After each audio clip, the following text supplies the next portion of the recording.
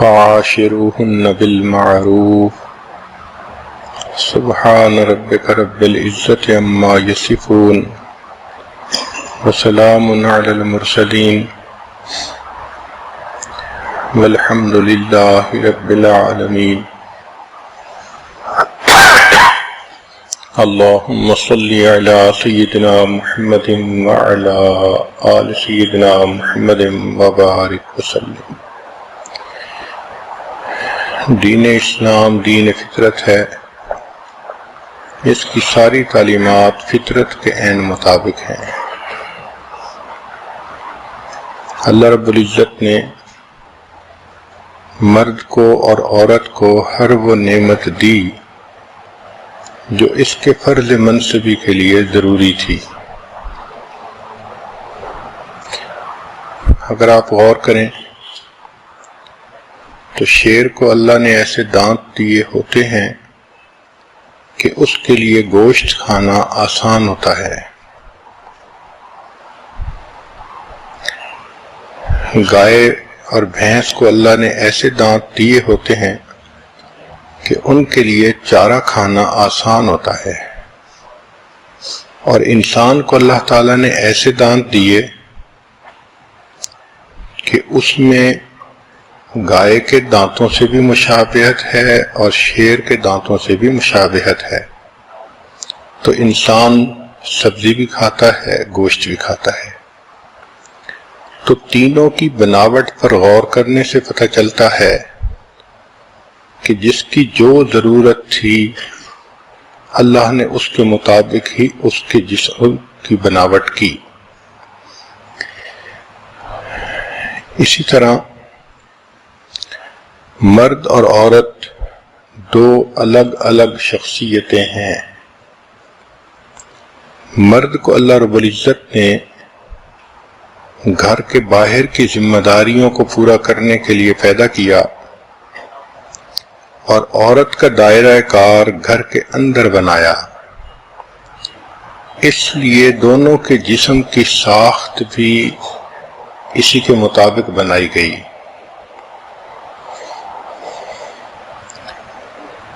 ہم نے دیکھا ہے کہ جو مشینری آؤٹ ڈور ڈیزائن ہوتی ہے وہ زیادہ مضبوط ہوتی ہے. بارش کے پانی سے بچنے کے لیے اس کا ڈیزائن خاص بنایا جاتا ہے.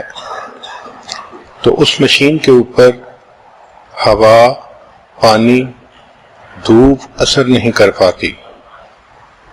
اور اگر وہی مشین کسی عمارت کے اندر لگنی ہو تو پھر انجینئر اس کا ڈیزائن ڈیفرنٹ بناتے ہیں. وہ ذرا اس طرح کی بنتی ہے کہ اب اس کو اتنی پروٹیکشن کی ضرورت نہیں ہوتی.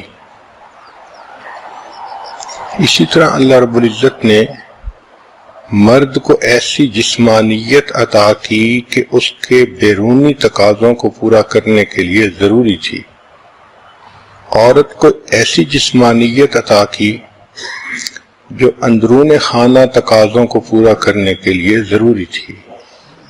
چنانچہ احادیث مبارکہ سے بھی اس کے اشارے ملتے ہیں اور ماہرین نفسیات نے اس کے اوپر سینکڑوں سال محنت کی کہ مرد اور عورت کی شخصیتوں میں یکسانیت کہاں ہے، اختلاف کہاں ہے. لاکھوں انسانوں کے انٹرویو لیے، ان کی زندگیوں کو اسٹڈی کیا اور پھر اپنے تجربات کی روشنی میں انہوں نے کچھ اصول نکالے. اگر ہمیں یہ باتیں اچھی طرح معلوم ہو جائیں کہ مرد کی شخصیت کیا ہوتی ہے تو عورت کے لیے اس کے ساتھ رہنا سہنا آسان ہو جائے. اور مرد کو پتہ چل جائے کہ عورت کی شخصیت کیا ہوتی ہے تو مرد کے لیے عورت سے ڈیل کرنا آسان ہو جائے. ہم چونکہ ایک دوسرے کی تفصیلات کو نہیں سمجھتے، اس لیے ڈیلنگ میں ایسی کوتاہیاں اور غلطیاں کر لیتے ہیں کہ آپس میں الجھاؤ ہو جاتا ہے. گھروں کے اندر لڑائیاں بعض اوقات تو ہوتی ہیں کہ دونوں میں سے کوئی نہ کوئی بڑی غلطی کر رہا ہوتا ہے. خامند بیوی کی بجائے کسی غیر عورت میں انوالو ہوتا ہے، بیوی خامند کی بجائے کسی اور طرف متوجہ ہوتی ہے، سپلٹ پرسنالٹی بنی ہوتی ہے. مگر ہم نے تو یہاں تک دیکھا کہ دونوں نیک ہیں، دونوں لکھے پڑھے ہیں، اور دونوں دیندار، ذکر کرنے والے، جماعت میں جانے والے، علم پڑھنے والے، اور پھر ایک دوسرے سے الجھتے ہیں. تہجد بھی قضا نہیں ہوتی، پاکیزگی بھی زندگی میں ہے. تو اس سے معلوم ہوتا ہے کہ اس کا تعلق تباہی کے ساتھ ہے، کہ ایک دوسرے کے ساتھ کیسے رہنا سہنا ہے یہ کسی نے نہیں سمجھایا ہوتا.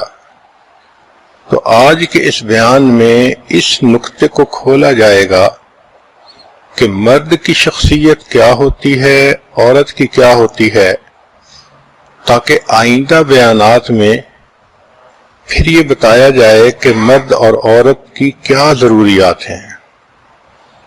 چنانچہ اللہ رب العزت نے مرد کو خلافت ارضی پیدا کرنے کے لیے دنیا میں بھیجا.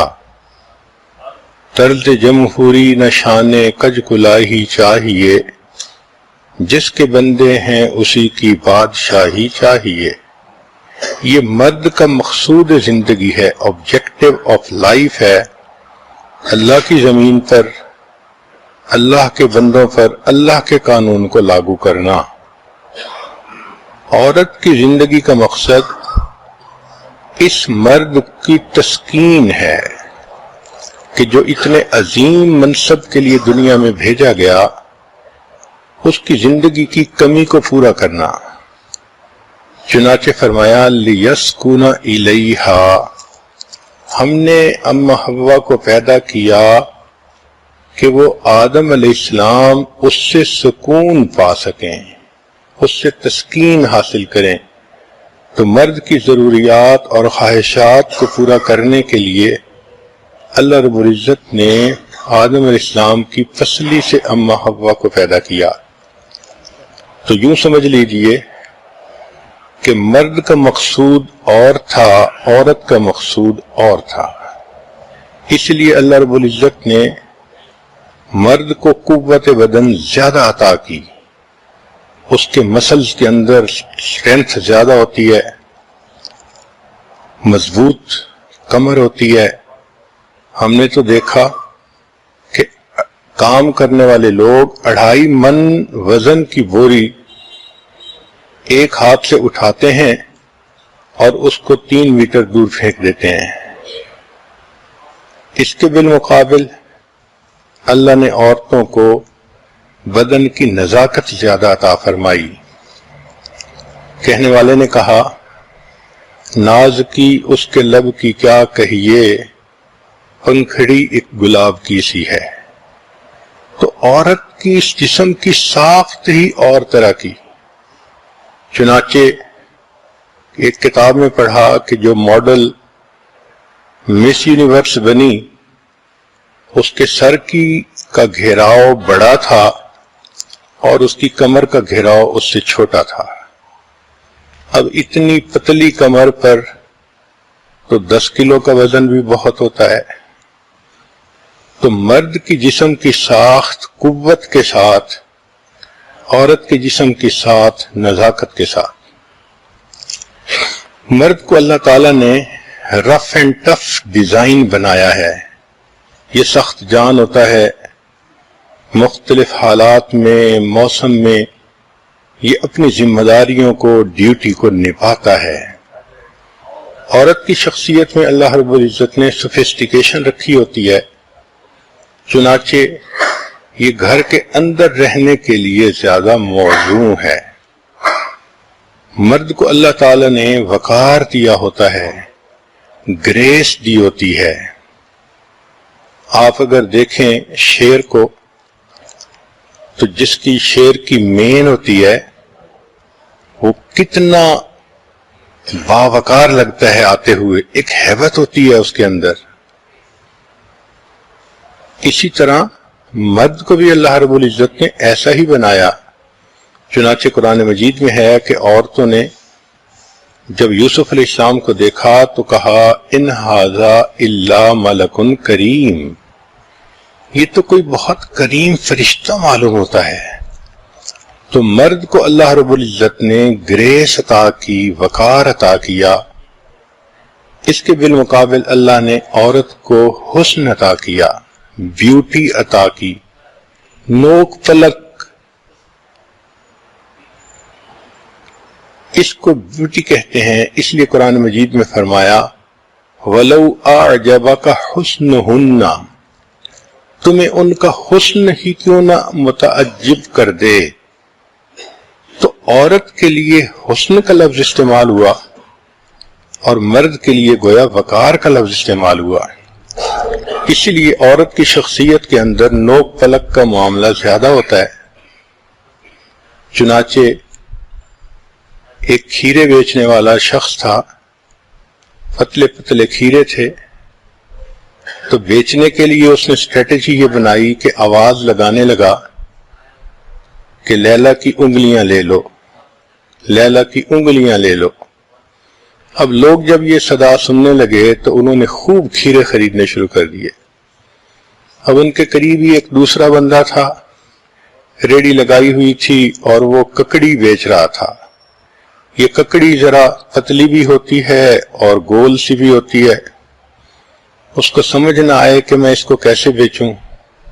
اس نے صدا لگانی شروع کر دی مجنوں کی پسلیاں لے لو۔ چنانچہ تھوڑی دیر میں ان دونوں کا سامان آسانی کے ساتھ بک گیا۔ مرد کا جسم اللہ نے ایسا بنایا ہوتا ہے کہ اس کے لیے حرکت بدن لازمی ہوتی ہے، اس لیے کہ مرد نے گھوڑ سواری کرنی ہوتی ہے، گیمز کھیلنی ہوتی ہیں، کشتی کرنی ہوتی ہے، جاگنگ کرنی ہوتی ہے۔ اللہ کے راستے میں اس نے اپنے بدن کو استعمال کرنا ہوتا ہے، اس لیے اس کا کولیسٹرول کنٹرول کرنے کے لیے اس کو ورزش کرنی ضروری ہے۔ جبکہ عورت کا جسم اللہ نے ایسا بنایا کہ اس کو بہت زیادہ حرکت کرنے کی ضرورت نہیں، تھوڑی سی ایکسرسائز بھی اس کے کولیسٹرول کو کنٹرول کرنے کے لیے کافی ہوتی ہے۔ چنانچہ گھر میں کپڑے دھونا، آٹا گوندھنا، چکی پیسنا، اتنی ہی ایکسرسائز ہی اس کی زندگی کے لیے کافی رہتی ہے۔ پھر مرد کے اندر اللہ نے قوت برداشت زیادہ رکھی ہے، عموماً سخت مزاج ہوتا ہے، صدمے برداشت کر جاتا ہے، بڑے بڑے مشکل حالات میں سے نفا کر جاتا ہے، حتیٰ کہ قریب ترین کوئی عزیز فوت ہو جائے تو اپنے کندھوں پہ جنازہ اٹھا کر جاتا ہے اور قبرستان میں اس کو قبر میں اپنے ہاتھوں سے دفن کر دیتا ہے۔ عورت کو اللہ نے قوت برداشت کم دی، نازک مزاج ہوتی ہے، جلدی پریشان ہوتی ہے۔ بالفرض اگر شریعت ماں کو حکم دیتی کہ تم اپنے بچوں کو خود دفن کیا کرو، تو ہمارا تو یہ خیال ہے کہ ماں بیٹے کو دفن کرتے ہوئے خود بھی ساتھ ہی دفن ہو جاتی۔ تو قوت برداشت مرد میں زیادہ مگر عورت میں اس سے نسبتاً کم ہوتی ہے۔ پچھلے دنوں ایک خاتون نے فون کیا، کہنے لگی کہ میں نے ابھی ایک ریسرچ پڑھی ہے کہ آج کل مردوں کی جو ایوریج عمر ہے وہ تھوڑی ہے اور عورتوں کی ایوریج عمر زیادہ ہے۔ تو کہنے لگی حضرت آپ بتا سکتے ہیں کہ عورتوں کی ایوریج عمر زیادہ کیوں ہوتی ہے؟ میں نے کہا ہاں۔ کہنے لگی کیا وجہ ہے؟ میں نے کہا اس لیے کہ ان کی بیوی نہیں ہوتی۔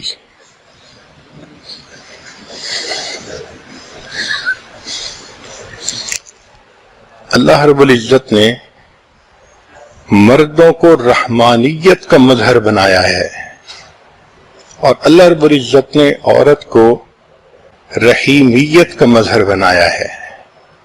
مرد کو دیکھیں تو رحمان کی صفت جھلکتی ہے، شفقت بھی ہوتی ہے، محبت بھی ہوتی ہے، مگر اولاد کی تربیت کے لیے مرد کو اللہ رب العزت نے ایک جلال بھی دیا ہے۔ اس لیے بچے ماں کو تو اللہ میاں کی گائے سمجھتے ہیں، مگر باپ سے ذرا جھجکتے ہیں۔ ماں کو اللہ رب العزت نے محبت و پیار کا پتلا بنایا ہوتا ہے۔ اس دنیا میں اچھوں سے تو ہر کوئی محبت کرتا ہے، بروں سے محبت کرنے والی صرف ماں کی ذات ہے۔ ہم نے دیکھا بیٹا برا ہو جائے، باپ بھی کہہ دیتا ہے گھر سے نکل جا، میں تیری شکل نہیں دیکھنا چاہتا، مگر کوئی ماں ایسی نہیں دیکھی جو اپنے بگڑے بیٹے کو یہ الفاظ کہے۔ وہ یہی کہے گی کہ یہ بگڑ گیا، اس کے نصیب تھے، میں تو ماں ہوں، میرا تو دل اس کے لیے تڑپتا ہے۔ تو مرد کو اللہ نے رحمانیت کا مظہر بنایا، عورت کو اللہ رب العزت نے رحیمیت کا مظہر بنایا۔ اس لیے گھر کے اندر مرد کی حیثیت قوام کی ہے، الرجال قوامون علی النساء، عورت کی حیثیت اس کے معاون کی سی ہے۔ چنانچہ قیامت کے دن مرد سے گھر کے ہر فرد کے بارے میں پوچھا جائے گا، عورت سے اس کے بچوں کے بارے میں پوچھا جائے گا۔ تو دیکھیں دونوں کا محاسبہ الگ الگ ہوگا۔ مرد میں اللہ رب العزت نے قوت فیصلہ زیادہ رکھی ہوتی ہے، اس لیے ڈیسیژن میکنگ جاب وہ بڑے آسانی سے کر جاتا ہے۔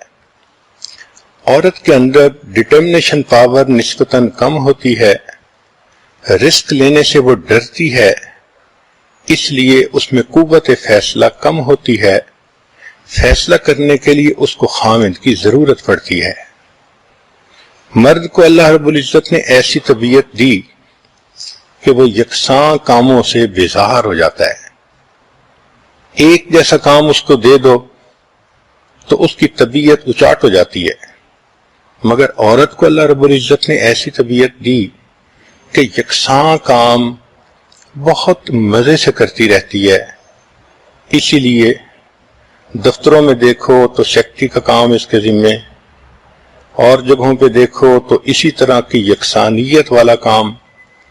ہم نے خود عورتوں کو دیکھا ہے گھروں میں کہ وہ بیٹھ کے جرسی وغیرہ کی جو کڑھائیاں کرتی ہیں تو ایک طرح کی حرکت ہاتھوں سے کرتی رہتی ہیں، گھنٹوں کرتی ہیں۔ خود حیرت ہوتی ہے کیسی اللہ نے طبیعت دی ہے کہ یہ آرام سے ہاتھوں سے ایک سویٹر کو بن لیتی ہیں۔ اللہ اکبر، مرد کو کہو تو اس کے لیے تو اس سے بڑی سزا کوئی نہ ہو۔ اللہ رب العزت نے مرد کو ایسی عقل عطا فرمائی کہ وہ جذبات پہ حاوی آ جاتا ہے، وہ اپنے جذبات کو کنٹرول کرتے ہوئے بھی اپنی عقل سے اچھے فیصلے کر لیتا ہے۔ صلح حدیبیہ کی مثال دیکھ لیجئے کہ نبی علیہ السلام کے پاس 1000 خدام ہیں اور سب نیزے تیر تلوار کے ساتھ لیس ہیں۔ اس وقت معمولی سا اشارہ بھی کافی تھا، مگر اللہ کے محبوب صلی اللہ علیہ وسلم نے آتش فشاں کے دہانے پر بیٹھ کر کتنے نرم فیصلے کیے۔ یہ معراج ہے انسان کی ڈٹرمنیشن پاور کی کہ ایسے حالات کے باوجود بھی اتنے ٹھنڈے دماغ سے فیصلے کر لیتا ہے۔ عورت کو اللہ رب العزت نے ایسی طبیعت دی کہ اس کے جذبات اس کی عقل پہ حاوی ہو جاتے ہیں۔ چنانچہ جب کسی سے محبت کرتی ہے تو اس کا دل چاہتا ہے کہ دنیا کے سب انسان مر جائیں، بس یہ ایک بندہ زمین پہ چلتا نظر آئے۔ اور اگر نفرت کرتی ہے تو کہتی ہے کہ بس یہ تو ابھی روئے زمین سے زیر زمین چلا جائے۔ اس کی طبیعت ایسی ہوتی ہے۔ اسی لیے بعض بچیاں پروپوزل کے معاملے میں دھوکے کھا جاتی ہیں وہ کسی لڑکے کی باتوں سے ایسی متاثر ہو جاتی ہیں کہ مس میچ قسم کی پرپوزل ہوتی ہے، مگر ضد کرتی ہیں ماں باپ سے کہ نہیں یہی بہتر ہے، دھوکے کھا جاتی ہیں، جذبات غالب آ جاتے ہیں، ٹھنڈے دل و دماغ سے نہیں سوچتی کہ ان دی لانگ رن جس لڑکے کی پرپوزل آئی نہ اس کی تعلیم ہے، نہ اس کی جاب ہے، نہ اس کا گھرانہ اتنا اچھا ہے، کمپیٹیبلٹی ہے، ایک ہی بات ہانکتی ہے کہ بس مجھے یہی کرنا ہے، لیکن جب ہو جاتا ہے پھر ساری عمر روتی بھی ہے۔ تو اس کے جذبات عام طور پر اس کی عقل پہ حاوی ہوتے ہیں، شاید اس لیے شریعت نے اس کو ناقصات العقل کہا، ورنہ عورتیں تو اتنی ذہین ہوتی ہیں کہ آج کل تو اسکولوں میں، کالجوں اور یونیورسٹیوں میں ان کا جی پی اے زیادہ ہوتا ہے بنسبت لڑکوں کے، تو عقل کی اس لحاظ سے تو کمی نہیں ہوتی، مگر ناقصات العقل والدین جو کہا تو وہ اس لیے کہ جذبات ان پر غالب آ جاتے ہیں، پھر وہ ناقص فیصلے کر جاتی ہے۔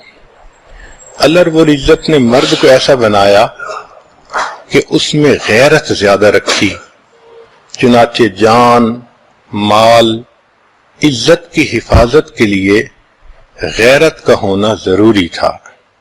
اس لیے قرآن مجید میں اللہ تعالیٰ نے فرمایا السارق والسارقۃ، چوری کرنے والا مرد اور چوری کرنے والی عورت۔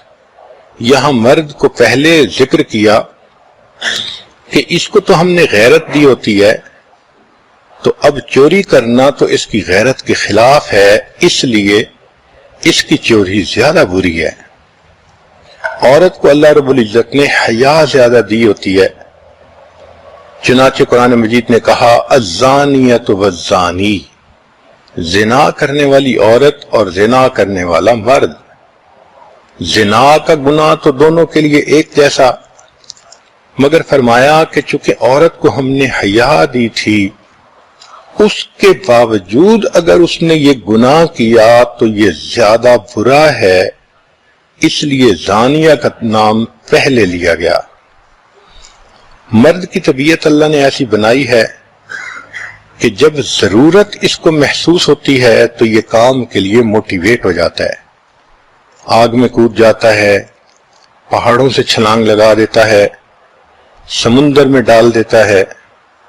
موٹیویشن کے لیے نیڈ ضروری ہے، اور عورت کی طبیعت ایسی ہے کہ جب اس کو کیئر ملتی ہے تو وہ موٹیویٹ ہوتی ہے۔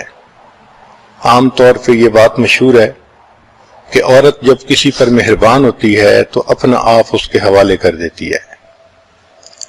مرد کو اللہ نے ایسی جسمانیت دی کہ یوں محسوس ہوتا ہے اس کو عبادت سے جنت ملے گی۔ اس لیے مردوں کی زندگیوں کو دیکھیں تو عشاء کے وضو سے فجر کی نماز، مراقبے، چلہ کشی، رات کو اللہ کی عبادت میں اٹھنا، اور حدیث پاک سے بھی پتہ چلتا ہے کہ اللہ اس بندے پر فخر کرتے ہیں فرشتوں کے سامنے جو تہجد کی نماز پڑھ رہا ہوتا ہے، جبکہ خوبصورت دل میں گھر کرنے والی بیوی اس کے پاس موجود ہوتی ہے۔ تو دیکھیں خوبصورت بیوی پاس موجود ہے، لیکن اللہ کی محبت نے اس بندے کو مصلی پہ کھڑا کر دیا، اللہ کو اس کا عمل اتنا پسند آیا کہ فرشتوں پر فخر فرمایا۔ اس لیے حدیث میں آتا ہے کہ نبی علیہ الصلوۃ والسلام عائشہ صدیقہ رضی اللہ عنہا کے ساتھ بستر میں لیٹے ہوئے تھے، فرمایا ذرینی اتعبد ربی، عائشہ چھوڑ میں اپنے رب کی عبادت کرتا ہوں۔ تو محبوب صلی اللہ علیہ وسلم نے وضو فرمایا، مصلی پر تلاوت فرمائی، اور صبح تک آپ صلی اللہ علیہ وسلم کی مبارک آنکھوں سے آنسو کی رم جھم برستی رہی۔ عورت کو اللہ رب العزت نے ایسا بنایا کہ لگتا ہے کہ اس کو اللہ رب العزت خدمت کے ذریعے سے جنت عطا فرمائیں گے۔ چنانچہ اس میں اگر فرما برداری ہو، نیکوکاری ہو، پرہیزگاری ہو، حدیث پاک میں آتا ہے کہ جو عورت فرائض کو پورا کرنے والی ہو اور اس حال میں مرے کہ اس کا خامد اس سے خوش، تو جنت کے جس دروازے سے چاہے وہ جنت میں داخل ہو سکے گی۔ تو دیکھیے پیرامیٹر ہی اور ہے، مرد کو عبادت کے پیرامیٹر سے ناپا تولا جائے گا، عورت کو خدمت کے پیرامیٹر سے ناپا تولا جائے گا۔ اس لیے مرد کے اندر مجاہدوں کی معراج ہوتی ہے، عورت کے اندر وفاؤں کی معراج ہوتی ہے۔ عورت زندگی میں دو آقاؤں کی فرما برداری کرتی ہے، ایک خاوند کہ وہ بھی آقا بنتا ہے اس کا، اور ایک پروردگار حقیق کی کہ مالک و خالق ہے۔ تو اللہ کی بھی فرما برداری کرنا، خاوند کی بھی فرما برداری کرنا، اس وجہ سے خدمت کی وجہ سے اس کے لیے جنت کے دروازے کھول دیے جاتے ہیں۔ مرد کی زندگی کے اعمال کو دیکھیں تو شکر کی جھلک نظر آتی ہے، نعمتیں ہوتی ہیں۔ نبی علیہ السلام نے بھی ارشاد فرمایا افلا اکون عبدا شکورا، داؤد علیہ السلام نے فرمایا رب اوزعنی ان اشکر نعمتک التی انعمت علی وعلی والدی، یا سلیمان علیہ السلام نے فرمایا۔ تو مرد کے اندر شکر کی جھلک ہوتی ہے، عورت کے اندر صبر کی جھلک ہوتی ہے۔ عورت کو دیکھو تو بیچاری ماتحت ہے، بیٹی ہے تو باپ کی ماتحت ہے، بہن ہے تو بھائی کی مان کے چلو، بیوی ہے تو خاوند کی مان کے چلو، ساری عمر اس کی ماتحتی میں گزرتی ہے۔ پھر بچوں کی پرورش تو مستقل ایک صبر آزما کام ہے، تو صبر ہی صبر کرنا پڑتا ہے۔ اپنی شخصیت کو دیکھو تو مہینے میں 10 دن جو ایام ہوتے ہیں اس میں بیزاری، بدبو، پریشانی، صبر کرنا پڑتا ہے۔ ویسے دیکھو تو پردے میں رہو، اگر باہر نکلو تو گرمی ہے، پسینہ ہے، مگر اللہ کی بندی برقعے کے اندر ہے اور یہ سب تنگی برداشت کر رہی ہے۔ گھر میں ہے تو 4 دیواری کے اندر قید کی زندگی گزار رہی ہے۔ تو عورت کی زندگی کو دیکھیں تو آپ کو ہر طرف صبر ہی صبر نظر آئے گا، مرد کی زندگی کو دیکھیں تو آپ کو ہر طرف شکر کی جھلک نظر آئے گی۔ اس لیے اللہ نے مرد کی طبیعت ایسی بنائی کہ اس کے اندر گول اچیومنٹ امپورٹنٹ ہوتی ہے۔ مرد جو اپنا ایک آبجیکٹو بنا لیتا ہے اس کو ہر حال میں اچیو کر کے دکھاتا ہے۔ ایک بات ذہن میں رکھیں کہ یہ جو باتیں کی جا رہی ہیں یہ جنرل ہیں، عمومی طور پر، ورنہ ایسے بھی مرد ہوتے ہیں قوت ارادی کمزور، ایسے بھی مرد ہوتے ہیں بدن کمزور، عقل کمزور، مگر جنرل ایک کمپیریزن جو قرآن و حدیث اور مختلف ماہر نفسیات کی سٹڈیز سے سامنے آتا ہے اس کو سامنے رکھ کے جنرل بات کی جا رہی ہے۔ چنانچہ مرد اگر کسی مقصد کو طے کر لے تو زندگی کی بازی لگا دیتا ہے۔ وقی الدین ابن مخلد رحمت اللہ علیہ 20 سال کی عمر ہے، اپنے گھر سے نکلے کہ میں امام احمد بن حنبل رحمت اللہ علیہ کے پاس جا کر حدیث کا علم حاصل کروں گا۔ راستے میں جہاز رستہ بھٹک گیا، پیسے بھی ختم ہو گئے، کپڑے بھی میلے کچیلے، بیمار بھی ہو گئے۔ اس حال میں بغداد پہنچے کہ بہت زیادہ بیماری کا غلبہ تھا، کمزوری تھی۔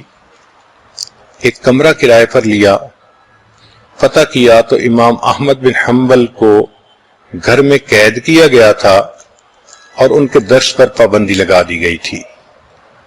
اب یہ پریشان کہ میں تو ہزاروں میلوں کا سفر کر کے آیا اور میں تو اپنے شیخ سے حدیث مبارکہ پڑھ ہی نہیں سکتا۔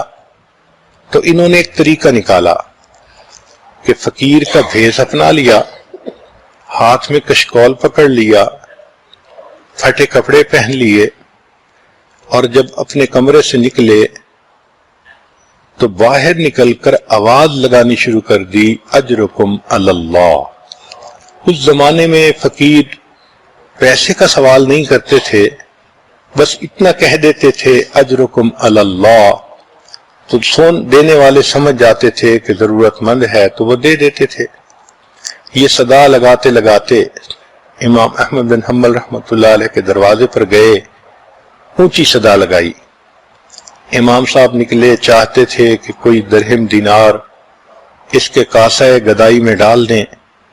اس وقت انہوں نے کہا کہ حضرت میں مال کا سائل نہیں، میں حدیث کا طالب ہوں، اس لیے مجھے آپ حدیث پڑھائیے۔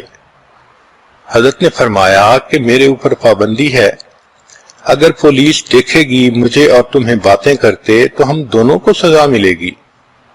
کہنے لگے حضرت میں نے یہ بھیس اپنایا اسی لیے کہ میں صدا لگاتا لگاتا سارا دن شہر میں پھروں گا، ایسے وقت میں آپ کے دروازے پر پہنچوں گا کہ جب لوگ گلیوں میں کم ہوتے ہیں، آپ اسی پیسے کو لے کے دروازے پر آئیے گا، اگر کوئی بندہ نظر آ جائے تو وہ پیسہ ڈال دیجئے گا، اگر نہ آئے تو مجھے 2-4 حدیثیں سنا دیجئے گا، میں سنتے ہی ان کو یاد کر لوں گا، میرے لیے اتنا سبق کافی ہے۔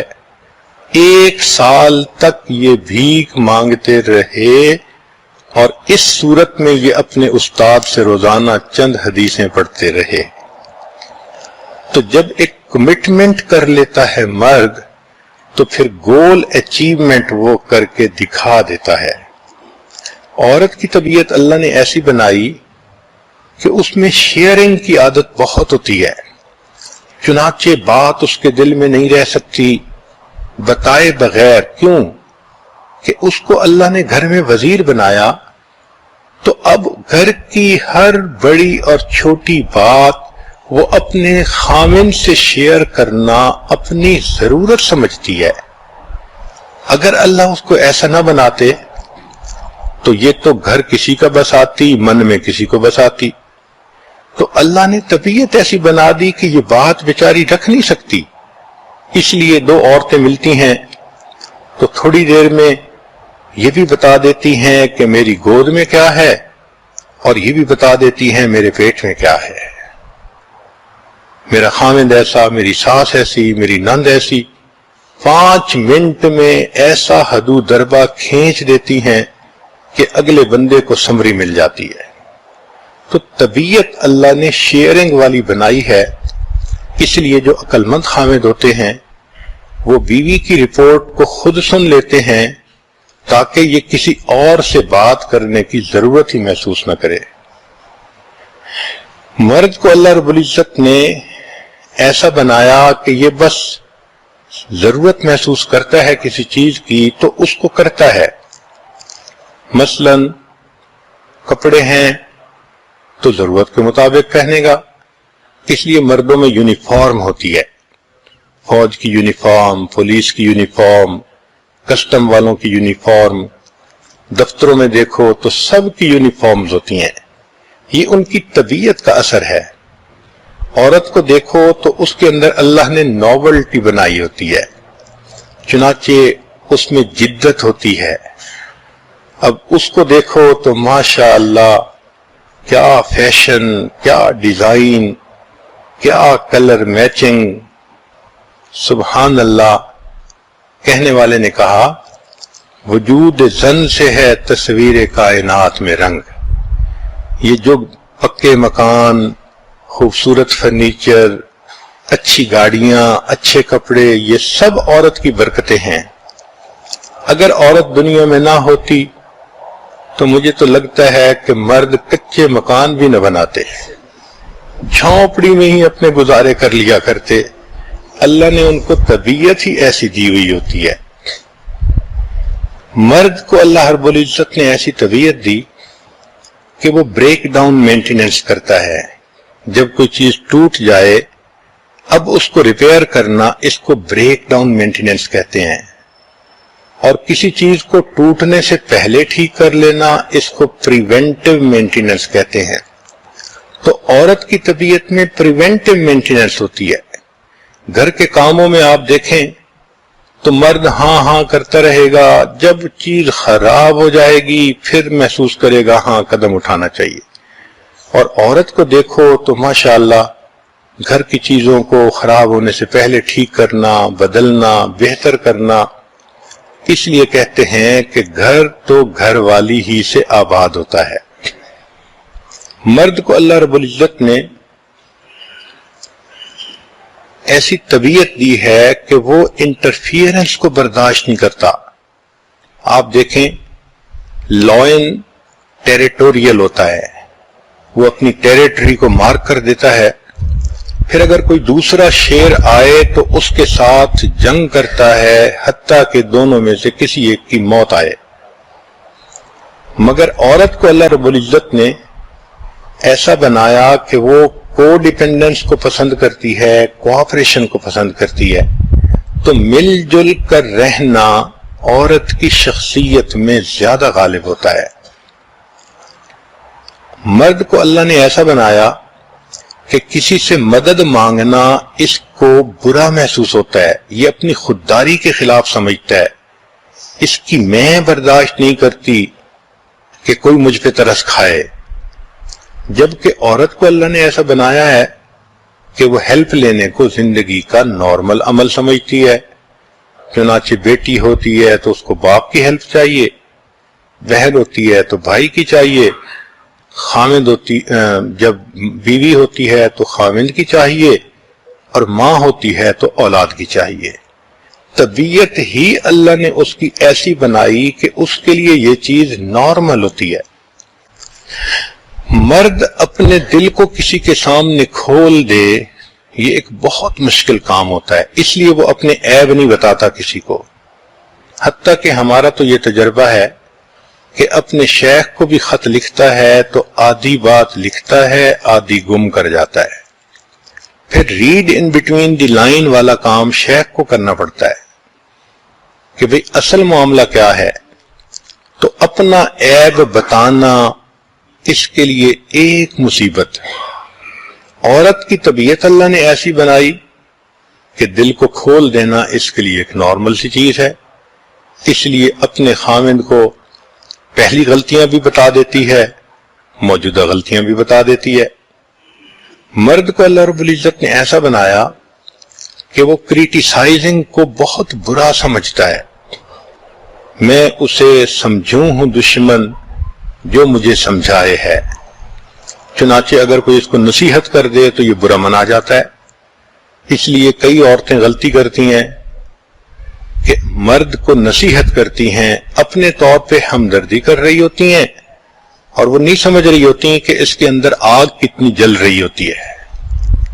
عورت کی ایک طبیعت ہے، وہ نصیحت کا برا نہیں مانتی، اس کو اچھا سمجھتی ہے. لہذا جس بیوی کو اس کا خامند سمجھائے، گائیڈ کرے، بتائے تو وہ بیوی خوش ہوتی ہے اور اس خامند کے ساتھ خوش زندگی گزارتی ہے. مرد اپنی سکسیس سمجھتا ہے کہ جب اس نے رزلٹ کو حاصل کر لیا، اور عورت اس کو اپنی کامیابی سمجھتی ہے کہ اس نے تعلقات کو اچھی طرح نبھا دیا. اس لیے خاندانوں کے تعلقات کو عورتیں بناتی ہیں. رشتہ داریوں کے تعلقات کو نبھانا یہ عورتوں کے کام ہوتے ہیں. ایک ایک چیز کا خیال رکھنا، لوگوں کا خیال رکھنا، شادی بیاہ میں کہاں کیا کرنا ہے، یہ تو مرد کو سمجھ ہی نہیں ہوتی. عورتیں ہی جانتی ہیں کہ اب ضرورتیں کیا ہیں. مرد کی شخصیت ایسی کہ men use love to get sex، اور عورت کی طبیعت ایسی کہ women uses sex to get love. مرد کو اللہ رب العزت نے اپنی محبت کے اظہار کا ڈائریکٹ معاملہ دیا، وہ الفاظ میں کہہ دیتا ہے. عورت کی طبیعت پہ چونکہ حیا غالب ہوتی ہے، وہ کبھی صاف لفظوں میں نہیں کہتی، ہمیشہ اشاروں میں بات کرتی ہے.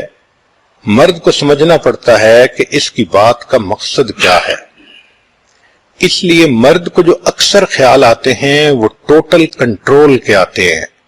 خواب بھی آتے ہیں تو اسی طرح کے میں بادشاہ بن گیا، میں ہوا میں اڑ رہا ہوں، میرا بزنس کا پروفٹ اتنا ہو گیا۔ تو مرد کے خواب اسی طرح کے ہوتے ہیں، اور عورت کے خواب رشتہ داروں میں بچوں کے خواب ہوتے ہیں اور گھر کے لوگوں کے متعلق خواب ہوتے ہیں۔ ہم نے اپنی زندگی میں دیکھا کہ ہماری والدہ صاحبہ کو اکثر و بیشتر خواب آتا تھا میرا فلاں بیٹا پریشان ہے، اور وہ میرے بھائی سے کہتی تھیں پتہ کرو تمہارا بھائی دوسرے شہر میں ہے، اور واقعی جب پتہ کیا جاتا تھا تو کوئی نہ کوئی اس کی وجہ ہوتی تھی۔ کبھی کہتی تھی میں نے خواب میں دیکھا ہے میری فلاں بیٹی بیمار ہے، پتہ کرو، پتہ کرتے تھے تو واقعی بیمار ہوتی تھی۔ میں نے اپنی زندگی میں اپنی والدہ کو کئی 100 مرتبہ خواب سناتے ہوئے دیکھا جو سچے تھے اور وہ بچوں سے متعلق ہوتے تھے۔ تو یوں لگتا ہے کہ چونکہ یہ اخلاص کی دیوی ہوتی ہے، مخلص ہوتی ہے اور بچوں میں خدمت میں گم ہوتی ہے، تو بچوں سے متعلق سب سے بہتر اور جلدی الہام ماں کو ہی ہوتا ہے۔ تو مرد کے خواب اور طرح کے، عورت کے خواب اور طرح کے۔ یوں سمجھ لیجئے قصہ کوتا کہ مرد کی لائف گول اورینٹڈ ہوتی ہے، عورت کی لائف ریلیشن شپ اورینٹڈ ہوتی ہے۔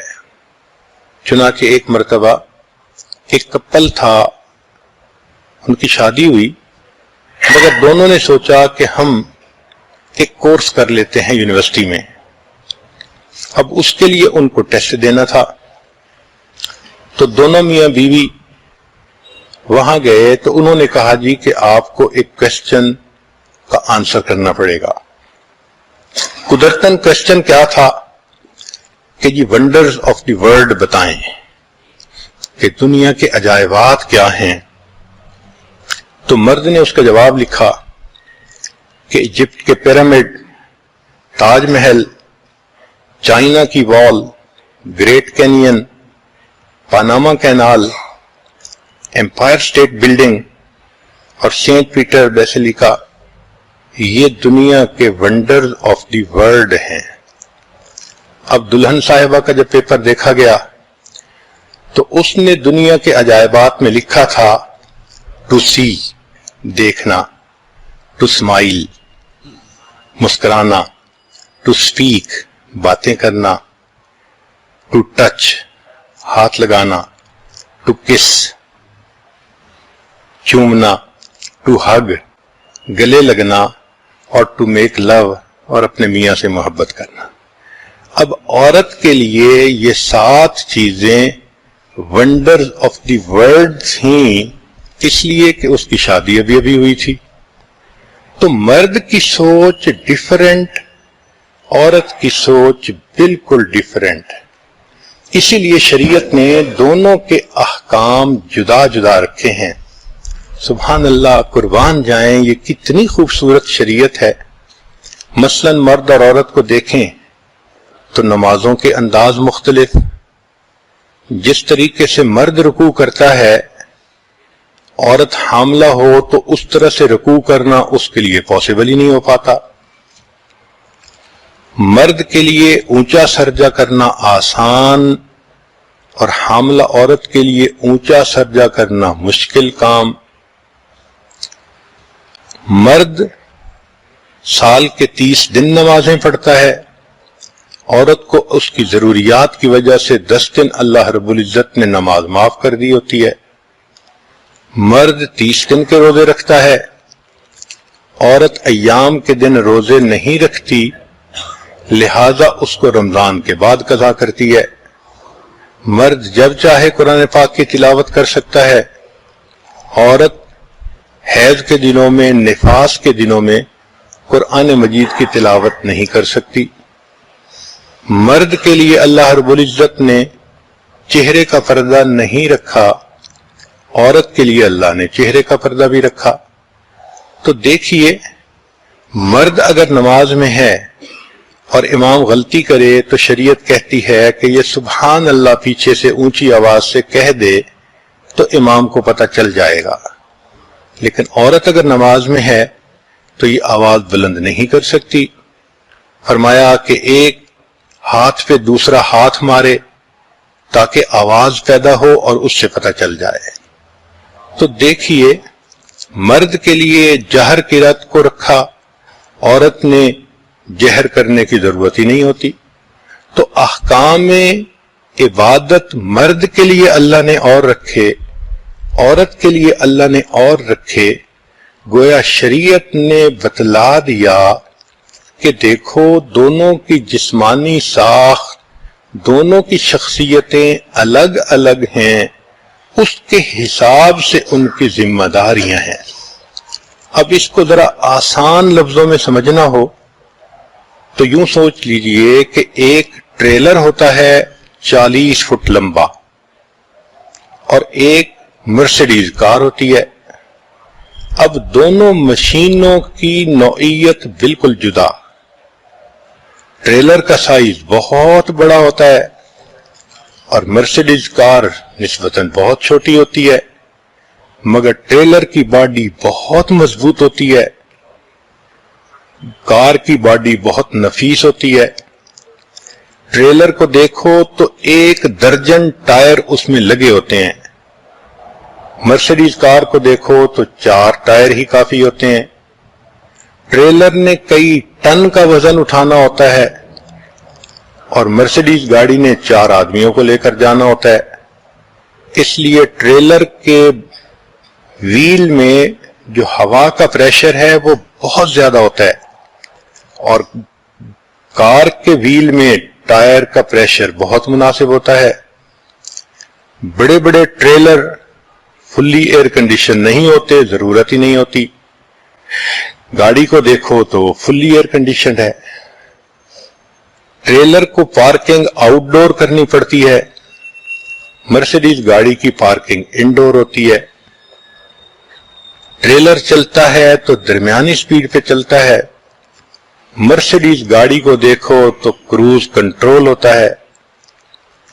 ٹریلر کے لیے موڑ کاٹنے کے لیے لمبی جگہ چاہیے، مرسیڈیز گاڑی کے لیے بہت چھوٹی سی جگہ چاہیے. اسی لیے ٹریلر چلانے کے لیے ہیوی وہیکل کا لائسنس ضروری ہے اور گاڑی چلانے کے لیے لائٹ وہیکل کا لائسنس ضروری ہے. ٹریلر کے انجن کے اندر ڈیزل ڈالا جاتا ہے، مرسیڈیز گاڑی کے اندر پیٹرول ڈالا جاتا ہے. اب گاڑیاں تو دونوں ہیں مگر دونوں کی مقصود مختلف ہیں، تو دونوں کی کتنی چیزوں میں فرق آ گیا. بالکل یہی مثال سمجھ لیجئے کہ مرد اور عورت ہیں تو 2 انسان، مگر دونوں کی چونکہ مقصد زندگی جدا جدا تھے، ضروریات زندگی جدا جدا تھیں، اس لیے اللہ رب العزت نے دونوں کے جسموں میں بھی فرق بنا دیا اور دونوں کی طبیعتوں میں بھی فرق بنا دیا. اگر کوئی بندہ ٹریلر کو مرسیڈیز گاڑی کی طرح چلانا چاہے تو ایکسیڈنٹ کرے گا، اور اگر مرسیڈیز گاڑی کو ٹریلر کی طرح چلانا چاہے تو بھی ایکسیڈنٹ کرے گا. دونوں کی ضروریات کا الگ الگ خیال رکھنا پڑے گا. ایک اور مثال سے سمجھ لیجئے، ہم چھوٹے تھے تو ایک آدمی تھا ہمارے گلی میں، وہ کبوتر پالتا تھا. تو کبھی کبھی ہم گلی سے گزرتے تھے تو اس کے ہاتھ میں کبوتر ہوتا تھا. تو چھوٹے بچے ہو کے ہم بڑے حیران ہو کے دیکھتے تھے کہ اس نے کبوتر کو ہاتھ میں پکڑا ہوا ہے. ایک دن وہ کہنے لگا کہ آپ بھی اس کو پکڑو. تو ہم نے ڈرتے گھبراتے کبوتر کو ہاتھ میں لیا، مگر ہمیں یہ محسوس ہوا کہ کبوتر کو پکڑنا تو بہت آسان، نرم سی انگلیاں اس کے اوپر رکھ دو، یہ ایسا پرندہ ہے کہ خود ہی قابو رہتا ہے، نکلنے کی کوشش ہی نہیں کرتا. چنانچہ اس نے کہا کہ اس کو سختی سے مت پکڑنا، اس کا دم گھٹ جائے گا، اس کو نرمی سے ہاتھ رکھنا. چنانچہ ہم نے بہت نرمی سے اس کے پروں کو اپنی انگلیوں میں لیا اور وہ کبوتر آرام سے ہاتھ میں رہا. اب یہ ہمارا ایک تجربہ تھا کہ کسی چیز کو پکڑتے ہیں تو نرم پکڑتے ہیں. اللہ کی شان کہ ایک مرتبہ ہم ایک جگہ پر تھے، دریا کے کنارے، لوگ مچھلیاں پکڑ رہے تھے۔ اب ایک صاحب نے مچھلی پکڑی، بڑی ساری تھی، تو وہ میرے پاس لایا، یہ پکڑو ذرا۔ تو میرے لیے زندگی کا پہلا تجربہ تھا۔ اب جس طرح میں نے کبوتر کو پکڑا تھا، اس طرح میں نے نرم ہاتھ سے جو مچھلی کو پکڑا تو وہ تو ایسی ہلی کہ پھر پانی میں، اتنا اچھا شکار ہاتھوں سے چھوٹ گیا۔ تو اس دن تجربہ ہوا کہ کبوتر کو پکڑنے کا طریقہ اور تھا، مچھلی کو پکڑنے کا طریقہ اور تھا، اس کو سختی سے پکڑنا ضروری تھا۔ چنانچہ ہم ایک مرتبہ حنانہ کو لے گئے ایک جگہ پر، چھوٹی سی مچھلی تھی، ہم نے کہا پکڑو، اس نے کیا ہاتھ لگایا کہ مچھلی اچھل کے پانی میں، کہتی ہے دادا ابو یہ تو بھاگ جاتی ہے، اس لیے کہ اس کو پکڑنے کا طریقہ اور ہے۔ اب ذرا اس مثال کو ذہن میں رکھیے کہ مرد سے ڈیل کرنے کا طریقہ اور ہے، عورت سے ڈیل کرنے کے طریقے اور ہیں۔ تو آج کے اس بیان میں یہ بات ذہن نشین کروانی تھی کہ دونوں ایک دوسرے کی الگ الگ شخصیتوں کو سمجھنے کی کوشش کریں، پھر ان کو سمجھ لگ جائے گی کہ اگلا بندہ جو بات کر رہا ہے تو وہ چاہتا کیا ہے، اور پھر یہ جو آپس کی آرگومنٹس ہیں ان کو ختم کرنا آسان ہوگا۔ غلطی سب سے بڑی کیا ہوتی ہے کہ مرد چاہتا ہے عورت میری طرح بیہیو کرے، عورت چاہتی ہے مرد میری طرح بیہیو کرے۔ اس لیے وہ ایک سینٹنس ہے کہ میرے خاوند کو اینک چاہیے، he does not look the things my way۔ بھائی آپ عورت ہو تو آپ نقطہ نظر اور ہے، اور طریقے سے چیزوں کو دیکھو گی، وہ مرد ہے وہ اور نقطہ نظر سے دیکھے گا۔ کیا ضرورت ہے اس کو اینک پہنانے کی؟ سمجھنے کی کوشش کیجئے۔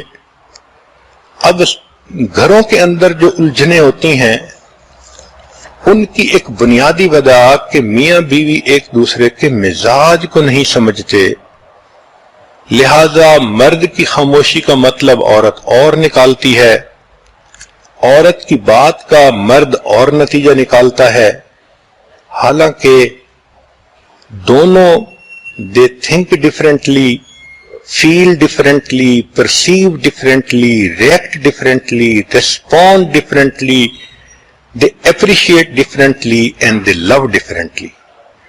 تو اگر یہ چیز ذہن میں آ جائے کہ بھائی مختلف چیزوں کے درمیان فرق ہوگا تو پھر ایک دوسرے سے ڈیل کرنا، مل جل کے رہنا، محبت پیار سے رہنا، ایک دوسرے کے میسیجز کو سمجھنا یہ آسان ہو جائے گا۔ اگر نہیں سمجھتے تو میاں بیوی جو ہیں وہ ڈیمانڈنگ ہو جاتے ہیں، ریزنٹفل ہو جاتے ہیں، ججمنٹل ہو جاتے ہیں، انٹالرنٹ ہو جاتے ہیں، اور نیک دیندار لوگوں میں بھی ایک دوسرے کے ساتھ الجھاؤ پیدا ہو جاتا ہے۔ اس لیے حضرت اللہ عنہ سے کسی نے پوچھا تھا کہ ماذا نکاح، نکاح کیا ہے؟ انہوں نے فرمایا تھا لزوم و مہر، مہر لازم ہو جاتا ہے۔ فرمایا پھر ثم ماذا؟ اس نے کہا سرور و شہر، ایک مہینے کے مزے ہیں۔ انہوں نے کہا پھر؟ کہنے لگے غموم و دہر، ساری عمر کے غم ہے۔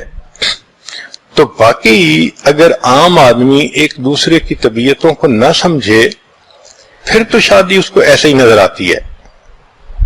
چنانچہ وہ لطیفہ ہے کہ دلہن کو تیار کیا، اس موقع پہ سارے گھر والے اس کی جدائی پہ رو رہے تھے، اور دلہا ہنستا ہوا آیا اپنے ماں باپ کے ساتھ کہ اس نے اپنی بیوی کو لے کے جانا تھا۔ تو چھوٹا بچہ بڑا حیران، میری امی بھی رو رہی ہے، ابو بھی رو رہے ہیں، بھائی بھی رو رہے ہیں، بہنیں بھی رو رہی ہیں، خود میری بہن بھی رو رہی ہے، سارا مجمع رو رہا ہے اور دلہا میاں ہنس رہے ہیں۔ اس نے پوچھا ابو سارے رو رہے ہیں مگر یہ دلہا بھائی تو ہنس رہے ہیں. اس نے کہا بیٹا آج ہم سب روئیں گے پھر باقی ساری زندگی یہی روئے گا.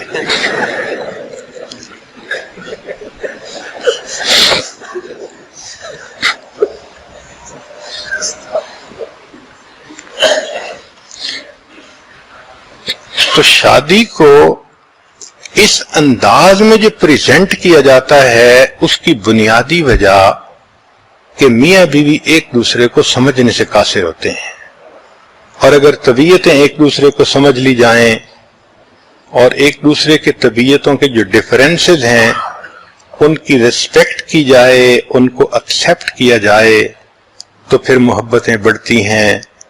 انسان ایک دوسرے کے ساتھ الفت و محبت کی زندگی گزارتا ہے. تو آپ یہ بات ذہن نشین کر لیجئے کہ مرد کی طبیعت اور ہے، عورت کی طبیعت اور ہے. دونوں ایک دوسرے کی طباع کو، بیہیویئر کو سمجھ کر زندگی گزاریں گے تو محبتوں بھری زندگی ہوگی. اور احادیث مبارکہ سے اس کی مثالیں ملتی ہیں. جب آپ کو اس کی مثالیں اپنے موقع پر پیش کریں گے تو آپ حیران ہوں گی، اور آپ کو یوں نظر آئے گا کہ اللہ کے محبوب صلی اللہ علیہ وسلم تو کائنات کے سب سے زیادہ ماہر نفسیات تھے کہ آپ نے ہر ایک کو اس کے حساب سے ڈیل کرنے کے طریقے بتائے اور سمجھائے. اللہ تعالی ہمیں نیکوکاری پرہیزگاری کی زندگی نصیب فرمائے، پرسکون زندگی نصیب فرمائے. وآخر دعوانا ان الحمد للہ رب العالمین. مراقبہ کر لیجئے کچھ دیر کے لیے.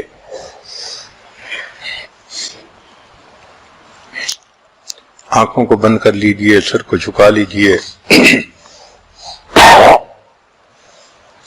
دنیا اور جو کچھ دنیا میں ہے اس سے ہٹ کٹ کے اللہ رب العزت کی یاد میں ڈوب جائیے. انسان جب اپنے اندر جھانکتا ہے اسے اپنی اصل تصویر نظر آتی ہے.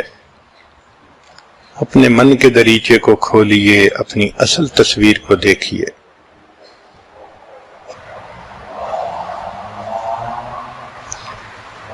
لا الہ الا اللہ محمد رسول اللہ. بسم اللہ الرحمن الرحیم. سبحان الملک الاعلی الوہاب. اللہم صلی علی سیدنا محمد وعلی آل سیدنا محمد وبارک وسلم. لا احصی ثناء علیک انت کما اثنیت علی نفسک. رب اغفر وارحم وانت خیر الراحمین. لا الہ الا اللہ الحلیم الکریم. سبحان رب العرش العظیم والحمد للہ رب العالمین. نسألک موجبات رحمتک وعزائم مغفرتک والغنیمة من كل بر والسلامة من كل اسم. لا تدع لنا ذنبا الا غفرته ولا هما الا فرجته ولا حاجة هي لك الا قضيتها یا ارحم الراحمین یا ارحم الراحمین یا ارحم الراحمین. پیارے اللہ، ہم ظاہر میں آپ کے بندے اور بندیاں ہیں، حقیقت میں نہایت گندے ہیں. اللہ ہمارے دلوں کی گندگی کو دور فرما. یا اللہ ہمیں اپنی محبت کا سلیقہ عطا فرما. یا اللہ اپنی عبادت کا ڈھنگ عطا فرما. پیارے اللہ، زندگی اجڑی گزر رہی ہے.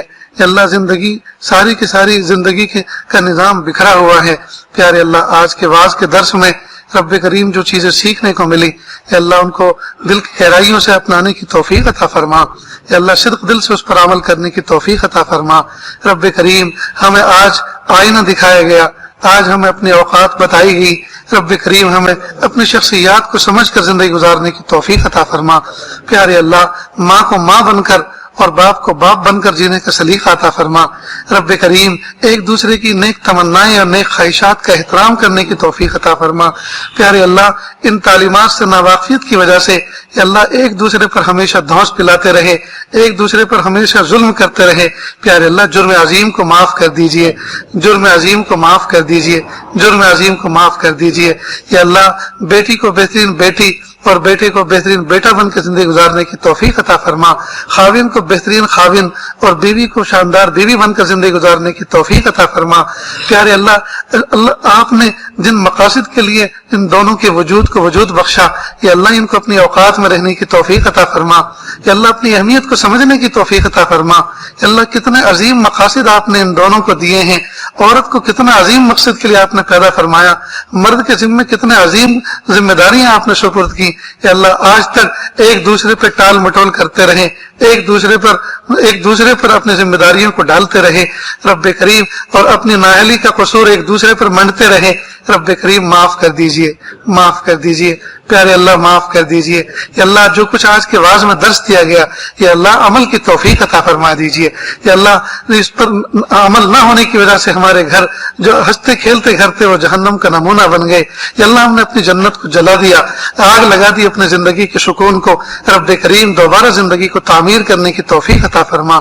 یا اللہ دوبارہ اپنی زندگی اور عائلی زندگی کو اچھا بنانے کی توفیق عطا فرما۔ پیارے اللہ پوری دنیا اور پورے عرب و عجم میں آگ لگی ہوئی ہے، یا اللہ اسلام کی حسین تعلیمات کو چھوڑنے کی وجہ سے رب کریم اسلام کی حسین تعلیمات کو سمجھنے، سمجھانے، عمل کرنے اور عمل درآمد کرنے کی توفیق عطا فرما۔ یا اللہ ہمیں معاشرے کا ایک حسین فرد بن کر زندگی گزارنے کی توفیق عطا فرما۔ پیارے اللہ ہماری ضرورتوں کو رب کریم، ہماری ضرورتوں سے ہم سے زیادہ آپ واقف ہیں، یا اللہ عافیت کے ساتھ عطا فرما۔ یا اللہ آپ ہمیں مستجاب الدعوات بنا دیجئے۔ یا اللہ جس موقع پر جس چیز کی ضرورت ہو عافیت کے ساتھ مانگنے اور عافیت کے ساتھ ملنے کی اللہ ہمیں توفیق عطا فرما دیجئے۔ رب کریم ہماری عبادتیں بکھری ہوئی ہیں، یا اللہ ہمارے معاملات بالکل چوپٹ ہیں۔ یا اللہ اسی حال میں اگر موت کا فرشتہ آ گیا، یا اللہ ہم آپ کو کیا منہ دکھائیں گے؟ یا اللہ جس کا کھایا ہے کھلانے کا تصور نہیں، جس کا لیا ہے دینے کا خیال نہیں، یا اللہ عبادتیں باقی ہیں، معاملات ادھورے ہیں۔ پیارے اللہ اسی حال میں اگر موت کا فرشتہ آ گیا تو یا اللہ کس حال میں آپ کو منہ دکھائیں گے؟